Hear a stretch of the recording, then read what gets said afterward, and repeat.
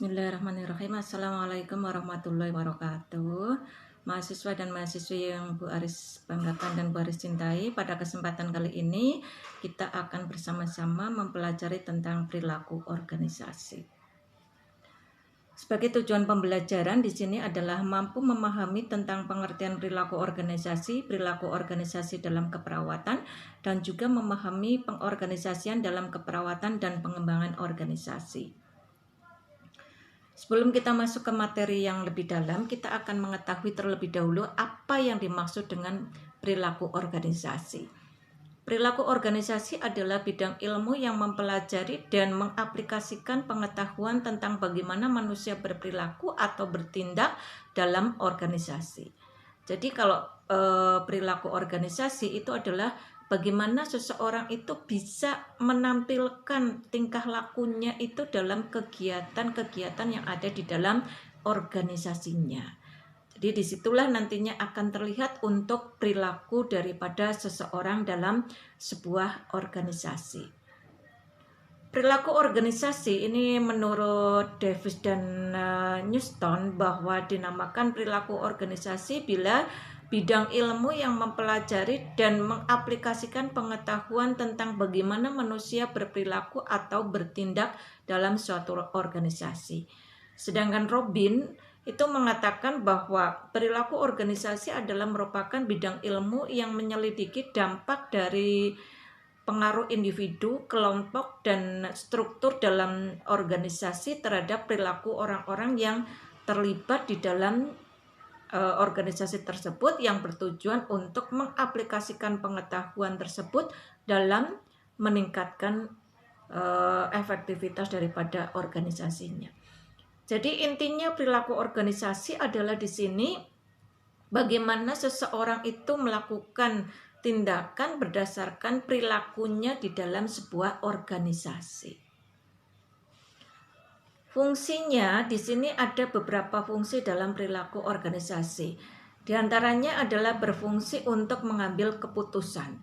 Dalam hal pengambilan keputusan di sini, perilaku seseorang dalam mengambil sebuah keputusan tentunya akan dilakukan di dalam suatu organisasi. Nah, pengambilan keputusan pada hakikatnya adalah suatu pendekatan yang sistematis terhadap hakikat suatu masalah. Pengumpulan fakta-fakta dan juga data itu akan menentukan mana yang lebih matang dari alternatif yang dihadapi dan mengambil tindakan-tindakan yang menurut perhitungan merupakan tindakan yang paling tepat. Jadi dalam sebuah perilaku organisasi di sini bisa juga nantinya bagaimana seseorang itu mengambil sebuah keputusan dalam organisasi itu bisa dipraktekkan untuk jalannya dalam organisasi tersebut. Apakah pengambilan keputusannya berdasarkan suatu pengambilan musyawarah untuk mufakat, ataukah mungkin pengambilannya berdasarkan otoriter, atau pengambilan keputusannya adalah berdasarkan keputusan yang sudah ditunjuk atau berdasarkan penunjukan atau yang lainnya. Kemudian kita masuk ke perilaku organisasi. Dalam perilaku organisasi di sini akan membahas mengenai perilaku manusia dalam organisasi untuk meningkatkan efektivitas organisasi. Jadi di sini itu untuk perilaku organisasi yaitu bagaimana caranya agar organisasi tersebut bisa efektif, bisa meningkat dengan adanya perilaku yang ada pada manusia di dalam organisasi tersebut. Bila dalam organisasi tersebut itu semua orang mempunyai perilaku yang baik, perilaku yang efektif, tentunya akan menjadikan organisasi itu menjadi lebih efektif. Tetapi sebaliknya, kalau dalam sebuah organisasi perilaku dari orang-orang yang ada di dalam organisasi tersebut ada yang malas, ada yang indisipliner, kemudian ada yang mungkin menentang, ada yang sukanya melawan dan sebagainya, yang sifatnya negatif, itu akan mengakibatkan organisasi itu tidak bisa berjalan secara efektif. Karena apa? Orang-orang yang ada di dalam organisasi tersebut mempunyai perilaku yang tidak baik atau kurang baik. Untuk elemen perilaku organisasi, Sebagai kata kunci di dalam elemen perilaku organisasi ini adalah ada manusia, struktur, teknologi, dan lingkungan. Jadi untuk keempat elemen yang ada di dalam suatu organisasi ini tentunya tidak akan terpisahkan antara satu dengan yang lain. Karena apa? Antara satu dengan yang lainnya itu akan saling berhubungan dan saling membutuhkan antara satu dengan yang lain. Contohnya di sini, manusia, struktur, teknologi, lingkungan. Manusia membutuhkan struktur, membutuhkan teknologi, membutuhkan lingkungan. Begitu juga struktur. Struktur juga akan membutuhkan manusia, membutuhkan teknologi, dan membutuhkan lingkungan. Begitu juga untuk teknologi. Teknologi juga akan membutuhkan manusia, struktur, dan lingkungan. Lingkungan juga akan membutuhkan manusia, struktur, dan teknologi.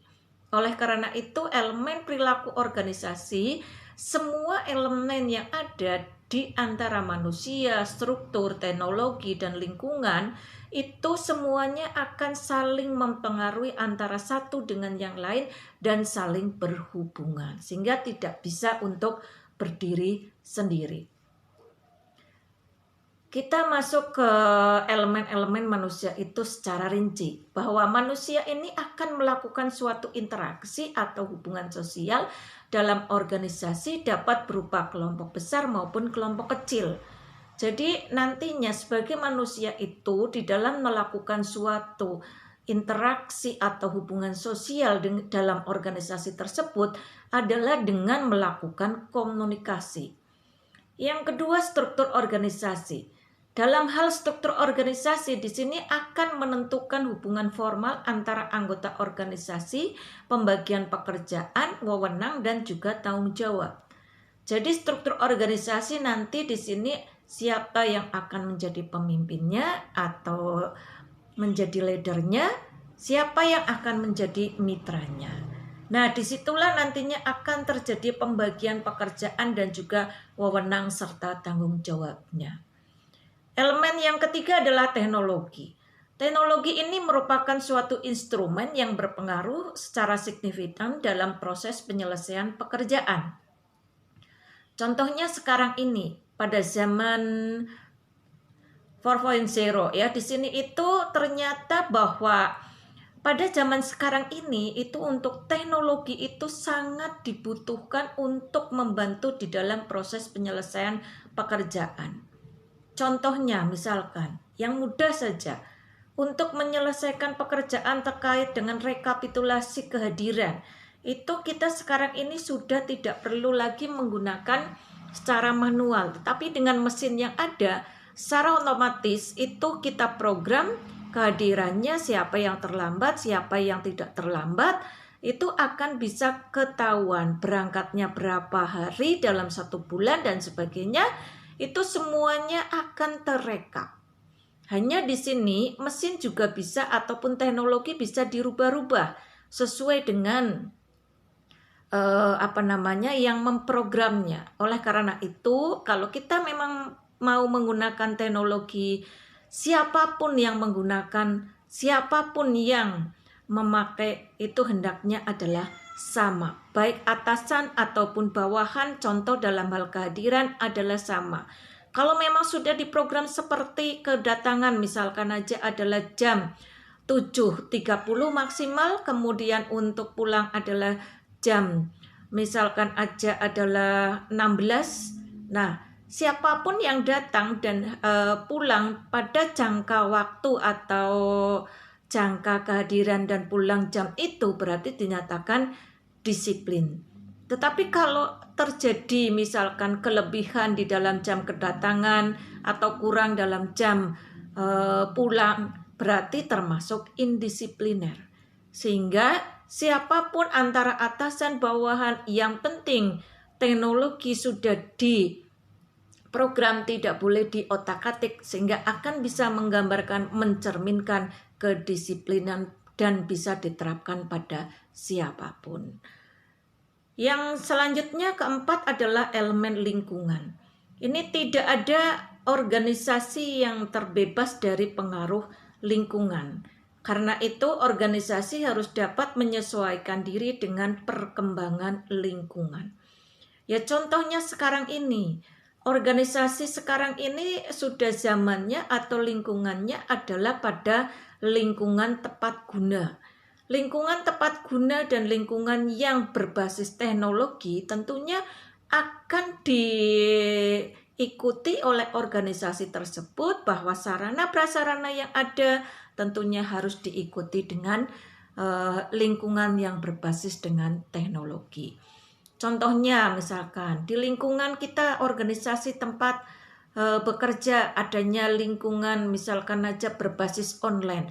Tentunya kalau berbasis online adalah mengenai wifi dan sebagainya, internet, harusnya itu di segala lini, segala tempat di dalam lingkup organisasi tersebut adalah mudah terakses. Inilah lingkungan yang berbasis online, itu sebagai contoh. Jangan sudah dinyatakan sekarang ini lingkungannya sudah berbasis online, tetapi penyedia wifi atau sinyal internet saja susah sinyal. Nah ini bagaimana? Nah, kalau seperti itu tidak akan bisa menjadikan sebuah organisasi yang mempunyai lingkungan berbasis online. Kemudian kita masuk ke perilaku organisasi dalam keperawatan. Dalam dunia keperawatan ada beberapa faktor-faktor yang membentuk perilaku. Di antaranya adalah faktor genetik, faktor lingkungan, faktor pengalaman, dan faktor pendidikan. Faktor-faktor ini tentunya akan mempengaruhi daripada seorang perawat di dalam membentuk perilakunya. Contoh misalkan faktor genetik. Orang yang dilahirkan di lingkungan keluarganya misalkan orang Jawa tentu akan berbeda dengan orang Sunda, orang Madura, orang Batak, dan lain sebagainya. Faktor lingkungan. Lingkungan yang ada di desa, lingkungan yang ada di kota, lingkungan yang ada di pinggiran, itu tentu juga akan berbeda antara satu dengan orang yang lain di dalam mempengaruhi perilaku seseorang. Begitu juga dengan pengalaman. Pengalaman seseorang juga akan mempengaruhi di dalam perilaku seseorang. Contoh, kalau pengalaman seseorang itu sudah matang di dalam hal mentalnya, tentunya dalam segala situasi, dalam menghadapi segala masalah, itu akan bisa mengatasinya dengan baik. Karena pengalaman-pengalaman yang ada pada dirinya. Sebaliknya, kalau seseorang mempunyai pengalaman kok selalu pengalamannya adalah kelam terus, kelabu terus, itu juga akan mempengaruhi di dalam perilakunya menjadi perilaku yang kurang baik. Yang keempat adalah faktor pendidikan. Bagaimanapun juga yang namanya pendidikan juga akan mempengaruhi di dalam pembentukan perilaku dalam organisasi. Sudah banyak penelitian, banyak suatu riset-riset yang mengatakan bahwa semakin tinggi pendidikan seseorang, maka akan mempengaruhi di dalam perilaku seseorang itu juga. Begitu juga di dalam organisasi. Kalau organisasi di situ di dalamnya adalah orang-orang yang mempunyai pendidikannya adalah tinggi, itu tentunya akan bisa menjadikan organisasi itu akan semakin baik. Kemudian diperlukan pengetahuan yang mendalam tentang tujuan organisasi, falsafah, jenis barang atau jasa yang dihasilkan, ilmu dan juga bidang spesialisasi yang diperlukan, teknologi apa sedang atau akan digunakan dalam menjalankan roda organisasinya, misi apa yang diemban, kemudian tugas dan fungsi yang harus dilaksanakan, jenis kegiatan yang harus diselenggarakan, sarana mekanis apa yang diperlukan dalam menjalankan kegiatan. Ini semuanya itu diperlukan untuk menjadikan sebuah organisasi itu menjadi lebih baik. Kemudian pengembangan keterampilan mempunyai pengaruh yang sangat kuat di dalam pembentukan perilaku. Bila anggota itu memiliki keterampilan, tentunya akan mudah untuk ditempatkan pada satuan organisasi, menetapkan pola karir atau tetap menunjukkan prestasi kerja, mengarahkan perkembangan atau spesialisasi tertentu, dan juga membantu di dalam menghadapi kesukaran. Jadi, kalau dalam sebuah organisasi anggota dalam organisasi itu mempunyai keterampilan-keterampilan yang bagus, maka akan bisa menjadikan organisasi itu nantinya menunjukkan sebuah prestasi, juga akan menjadikan berkembang dan maju untuk bisa menghadapi setiap permasalahan, setiap kesukaran atau masalah yang dihadapi dalam organisasi tersebut. Kita masuk ke definisi organisasi profesi keperawatan.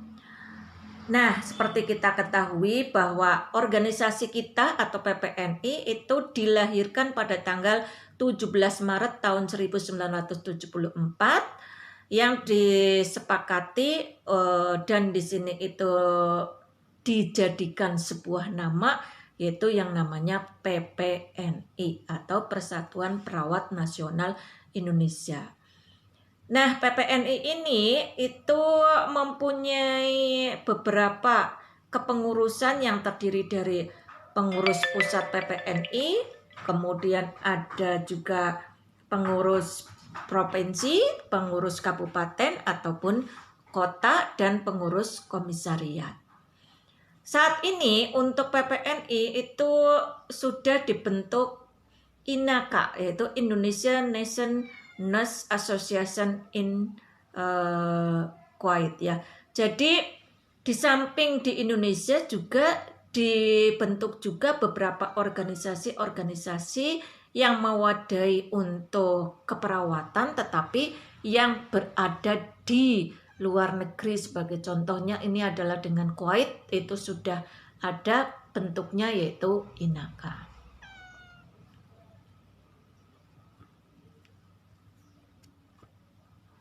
Tujuan daripada PPNI. Nah, tujuan dari PPNI yaitu membina dan mengembangkan organisasi profesi keperawatan, antara lain persatuan dan kesatuan, kerjasama dengan pihak lain, dan pembinaan manajemen organisasi, membina dan mengembangkan serta mengawasi mutu pendidikan keperawatan di Indonesia, membina dan mengembangkan serta mengawasi mutu pelayanan keperawatan di Indonesia, membina dan mengembangkan ilmu pengetahuan dan teknologi keperawatan di Indonesia, dan membina serta mengupayakan kesejahteraan anggota.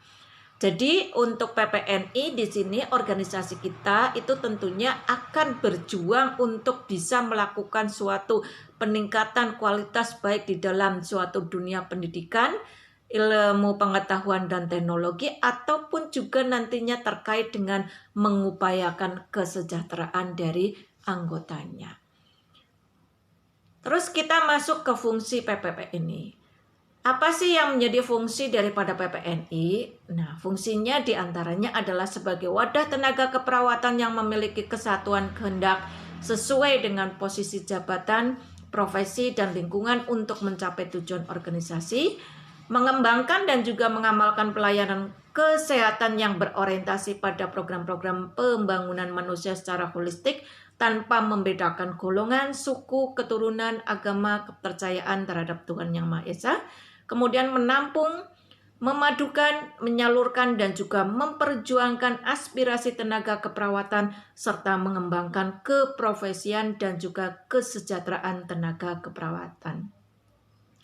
Nah, di Indonesia sekarang ini profesi keperawatan sudah sampai dengan S3 ya untuk jenjang pendidikannya. Kita masuk ke struktur organisasi PPNI. Jenjang organisasi PPNI di sini itu ada Dewan Pimpinan Pusat atau DPP PPNI.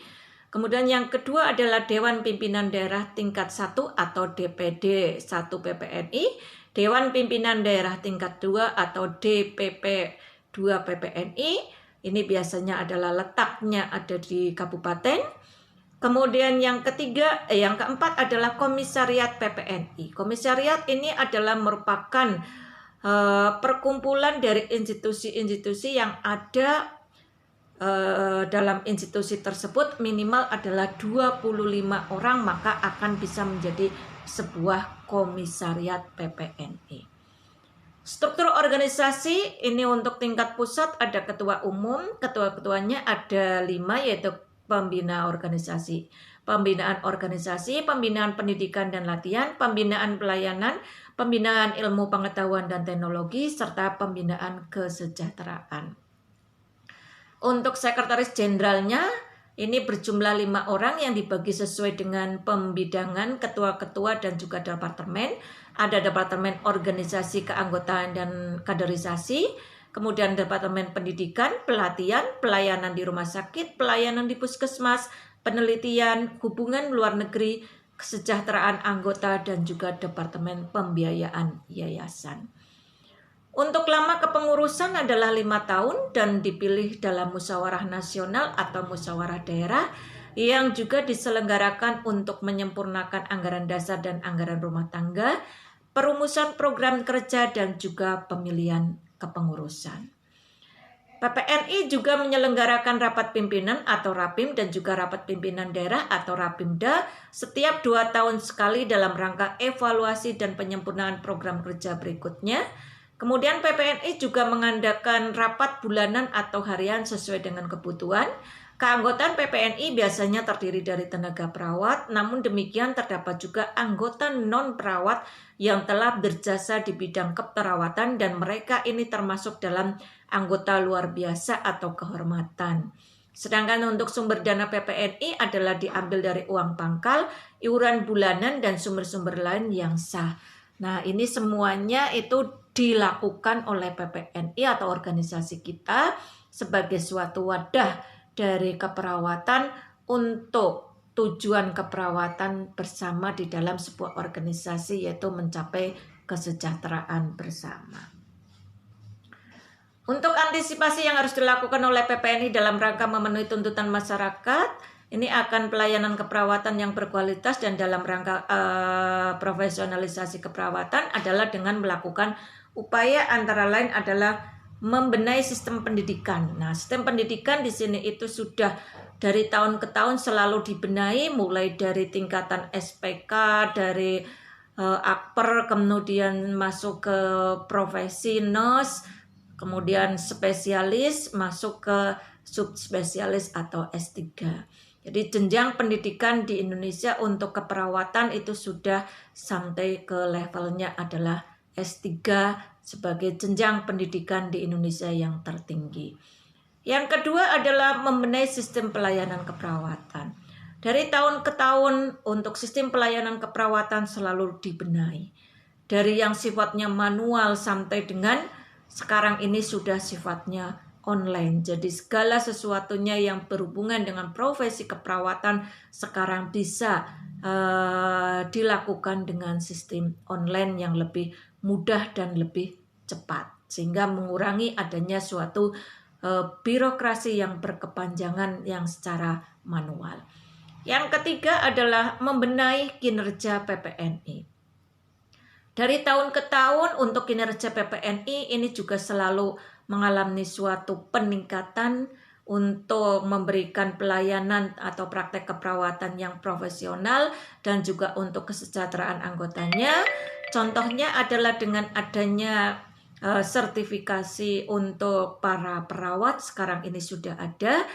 Diharapkan dengan jenjang karir daripada perawat ini akan meningkatkan citra daripada perawat dalam pelayanan keperawatan dan juga kesejahteraan.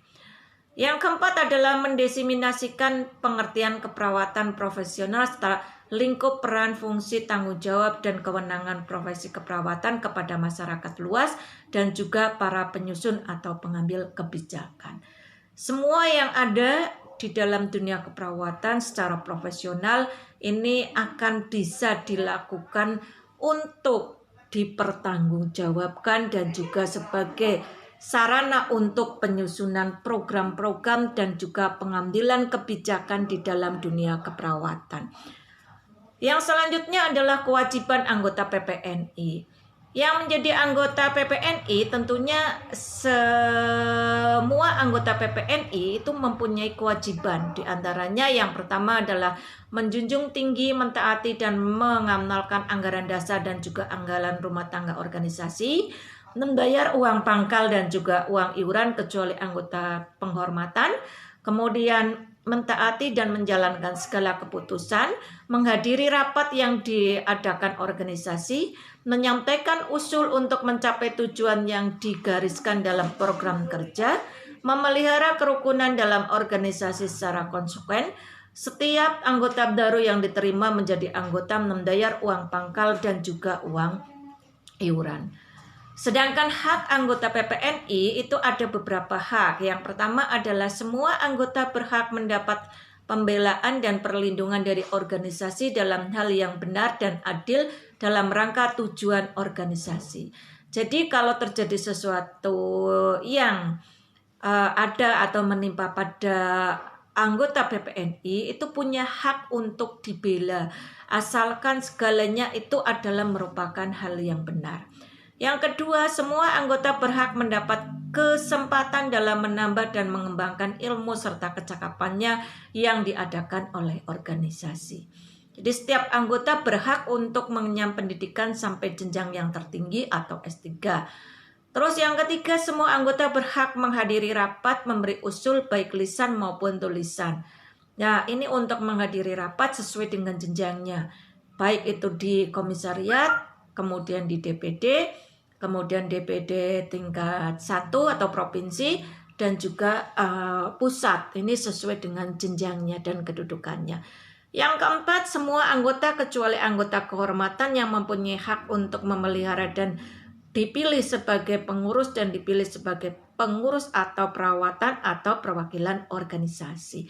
Jadi semua anggota punya hak untuk menjadi pengurus di dalam suatu organisasi PPNI. Adapun tugas pokok dari PPNI itu adalah ada beberapa, diantaranya sesuai dengan bidang-bidangnya. Ada bidang pembinaan organisasi, ini bertugas untuk membina kelembagaan anggotanya dan juga kader untuk melakukan kaderisasi terhadap kepemimpinan. Yang kedua adalah bidang pembinaan profesi. Ini bertugas untuk meningkatkan mutu pelayanan penghayatan dan juga pengamalan kode etik keperawatan, mengutamakan terbentuknya peraturan perundang-undangan keperawatan, serta mengembangkan ilmu dan teknologi keperawatan. Yang ketiga, bidang kesejahteraan anggota. Ini bertugas membina hubungan kerjasama dengan organisasi dan lembaga lain di dalam maupun di luar negeri.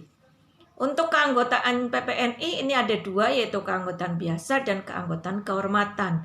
Kalau keanggotaan biasa itu adalah sebagai warga negara Indonesia, tidak terlibat organisasi terlarang, lulus di bidang pendidikan keperawatan formal dan disahkan oleh pemerintah, sanggup aktif mengikuti kegiatan yang ditentukan organisasi, dan pernyataan diri untuk menjadi anggota. Sedangkan untuk anggota kehormatan syaratnya sama dengan anggota biasa, yaitu pada butir A, C, dan D, dan bukan berasal dari pendidikan atau perawatan, tetapi telah berjasa terhadap organisasi PPNI yang ditetapkan oleh DPD. Terus organisasi keperawatan internasional, ini ada beberapa, diantaranya adalah International Council of Nursing atau disebut dengan ICN. Nah, di sini itu adalah merupakan suatu organisasi profesional wanita pertama di dunia yang didirikan tanggal 1 Juli tahun 1899. Ini mempunyai kode etik keperawatan dan ICN ini adalah mengadakan kongres setiap tahun. Di sini adalah melaksanakannya setiap 4 tahun sekali. Pusatnya ada di Jenewa. Yang kedua adalah ANA atau American Nurse Association. Di sini itu untuk ANA adalah organisasi profesi perawat di Amerika Serikat. Ini didirikan pada tahun 1800 yang anggotanya terdiri dari organisasi perawat dari negara-negara bagian. Yang ketiga adalah Canadian Nurse Association atau CNA. Di sini adalah merupakan asosiasi perawat nasional di Kanada. Ini mempunyai tujuan yang sama dengan ANA, yaitu membuat standar praktek keperawatan, mengusahakan peningkatan standar praktek keperawatan, dan mendukung peningkatan profesionalisasi keperawatan dan juga meningkatkan kesejahteraan perawat. Yang keempat adalah National Language for Nursing. Di sini itu adalah NLN adalah suatu organisasi terbuka untuk semua orang yang berkaitan dengan keperawatan, meliputi perawat atau non perawat seperti asisten perawat dan juga agensi.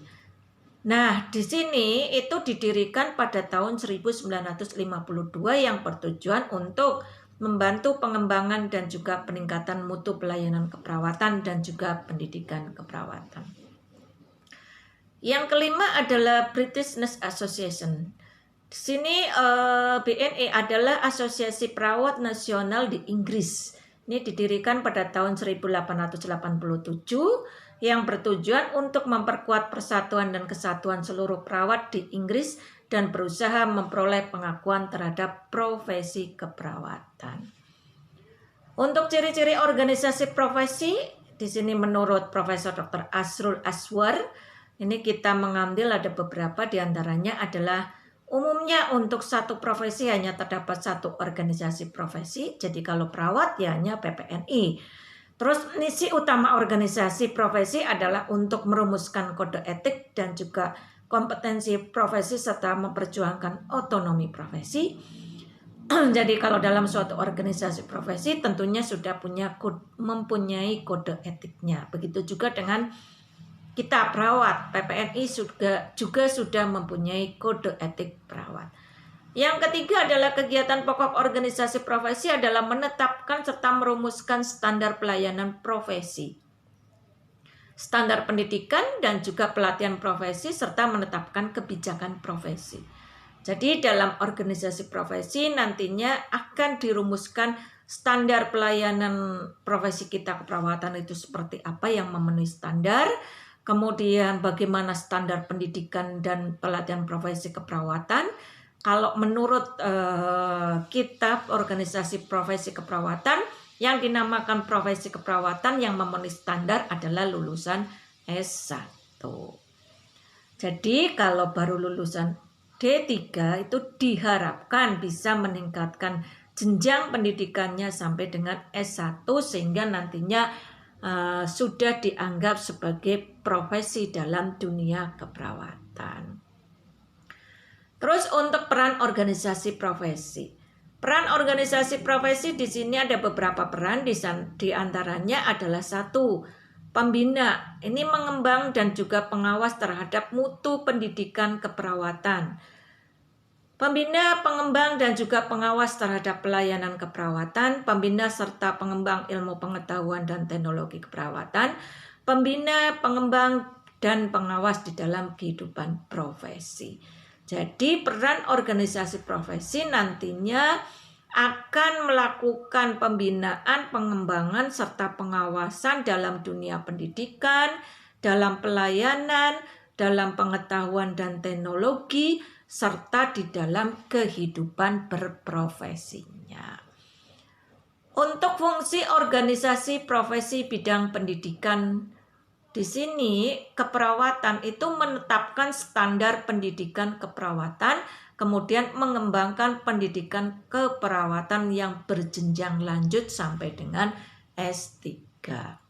Bidang pelayanan keperawatan, ini menetapkan standar profesi keperawatan, memberikan izin praktek keperawatan, memberikan registrasi tenaga keperawatan, dan menyusun serta memberlakukan kode etik keperawatan.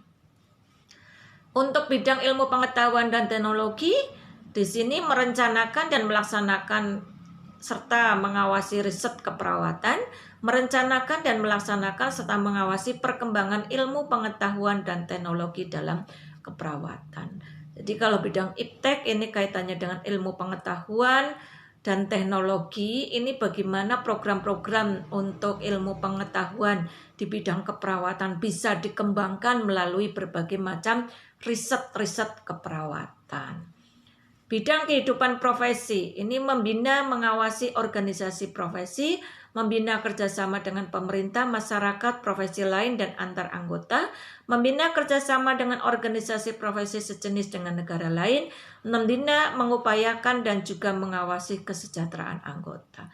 Jadi untuk bidang kehidupan profesi nantinya bisa menjalin suatu kegiatan kerjasama dengan profesi yang lain, misalkan dengan profesi gizi, profesi fisioterapi, profesi kedokteran, dan lain sebagainya, yang semuanya itu akan terjalin dengan adanya kerjasama, baik di dalam negeri ataupun luar negeri, sebagai upaya untuk meningkatkan daripada derajat kesejahteraan dari perawat. Kalau menurut Breakon di sini itu manfaat dari organisasi profesi itu mencakup 4 hal. Di antaranya adalah yang pertama mengembangkan dan memajukan profesi, yang kedua menertibkan dan memperluas ruang gerak profesi, yang ketiga menghimpun dan menyatukan pendapat warga profesi, yang keempat adalah memberikan kesempatan pada semua anggota untuk berkarya dan berperan aktif dalam mengembangkan dan memajukan profesi. Intinya, kalau kita melihat dari manfaat organisasi profesi pada siapapun, menurut siapapun, intinya adalah untuk bisa memajukan dan juga bisa memberikan kesempatan kepada anggotanya untuk lebih bisa berkarya dan maju. Kalau kita lihat pengorganisasian dalam keperawatan secara formal, ini kita melihat ada beberapa. Kalau menurut spesialisasi itu yang ada sekarang ada medical bedah, anak, maternitas, jiwa, dan komunitas. Kalau menurut fungsinya ada bagian riset, kemudian ada pemberi pelayanan keperawatan secara langsung. Terus untuk pengorganisasian dalam keperawatan secara formal, ini sudah jelas dari segi tanggung jawab dan juga wewenangnya, mudah diatur, kemudian informasinya cepat, berantai sesuai dengan tingkatannya, dari pusat, kemudian provinsi, daerah, komisariat. Atau mungkin dari komisariat, kemudian nanti daerah, provinsi, pusat.